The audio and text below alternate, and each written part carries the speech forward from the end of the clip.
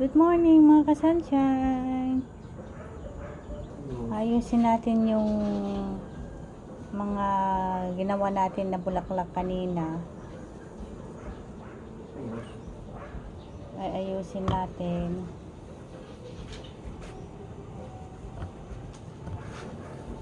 Paghaluin natin yung plain at saka may ilang-ilang. Kasi kukunti lang yung ilang-ilang na napitas. Ito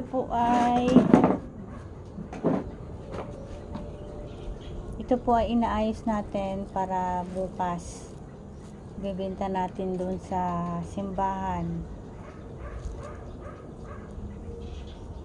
Hindi po siya nalalanta kasi lalagay natin sa styro box, nilalagyan ng ice para hindi siya malanta.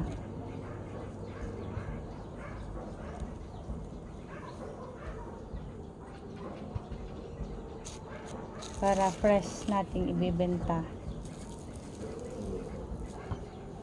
Ginagawa ko, hinahalo ko na sa plain yung may ilang-ilang para ready na sa pagbigay. Sisiparit natin yung para sa simbahan. Isisiparit din natin yung bibigay natin sa palengke.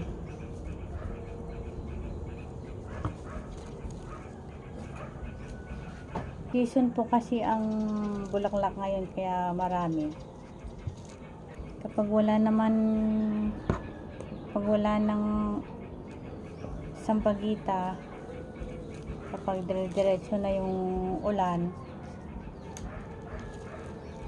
kukunti na lang yung bulaklak. Kaya yung binebenta na namin yung kamya. Yung kamya, malaking bulaklak yun, kinukuha namin dun sa Pangasinan. Yun ang substitute ng sampagita kapag wala ng bulaklak. Kasi pag tag-ulan na dire-diretso na ang ulan, talagang kukunti na lang yung bulaklak. Kaya kapag talagang kukunti na lang, yun, maangkat na lang kami dun sa Pangasinan.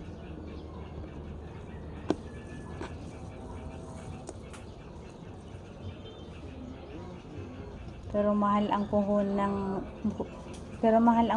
ng kamya. Yung kamya, yung isang bundle 60 pesos. Ilang peraso lang yun.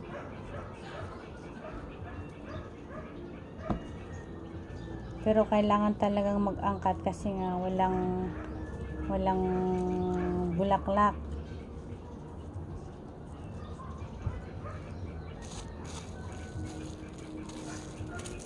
Lalo na kapag kahit hindi tag-ulan, kahit malamig ang panahon, mga December, January, February, ganun, malamig ang klima, yun, walang gaanong bulaklak ng sampagita. Kaya kamya na lang yung binibenta namin. Yung tinamnan nila ng sampagita, kailangan malawak. Kasi kapag hindi malawak yung tataniman mo, kukunti na lang din yung maha-harvest. Kasi marami kaming kumukuha ng bulaklak. Kaya kailangan marami talagang tinatamnan para makabenta kaming lahat.